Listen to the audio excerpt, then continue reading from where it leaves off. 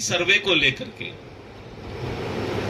कुछ गांव, विशेष करके गांव में या फिर जो दिल्ली, पंजाब या दूसरे जगह रहते हैं, उन लोगों के बीच मन में एक आशंका हो गया है कि ऐसा तो नहीं कि सर्वे में जो हमारा जमीन है, जो वंशावली के तहत मुझे मिला है, या अन्य कारणों से किसी तरह हम लोग आपस में बंटवारा नहीं कर पाए हैं, तो फिर उसका सर्वे में होगा क्या।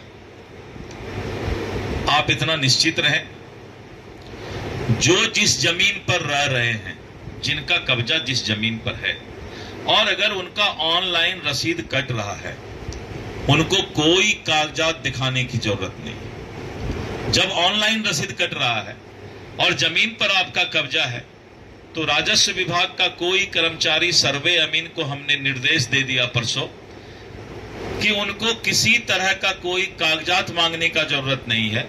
उनका जमीन का सीमांकन करके सर्वे में जो हमारे रिकॉर्ड में है उनका नाम डाल दीजिए। 70%, 72% मामला में कोई विवाद नहीं है, कोई दिक्कत नहीं है। जो कब्जा में है उनका रसीद कट रहा है, तो उनके लिए अब किसी तरह का कोई आशंका नहीं रहेगा, उनको कोई दिक्कत नहीं होगा। दूसरा ये कि बहुत लोग बोलते हैं कि हमारा अभी तक बंटवारा नहीं हुआ है जमीन का, हम लोग सब लोग मिल करके अपना अपना जिसको जो जमीन है उसका उपयोग कर रहे हैं, तो अब सर्वे में क्या होगा।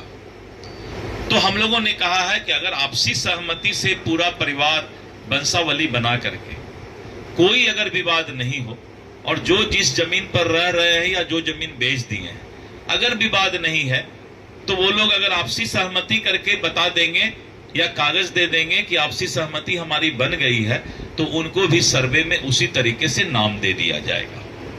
लेकिन अगर किसी का टाइटल सूट है, किसी का सिविल सूट है और किसी तरह का कोर्ट में विवाद है, तो वैसे जमीन या वैसे रैयत के चीज को हमने कहा है कि एक बार फर्स्ट फेज में उसको पेंडिंग रखने के लिए, अलग करके रखने के लिए, सेग्रीगेट कर देने के लिए, जिससे कि उनको बाद में हम समझ बूझ करके उसका निदान निकाल सके। तो कोई चिंता करने की बात नहीं है। किसी तरह का सर्वे में आम पब्लिक को राहत देने के लिए ये सर्वे है।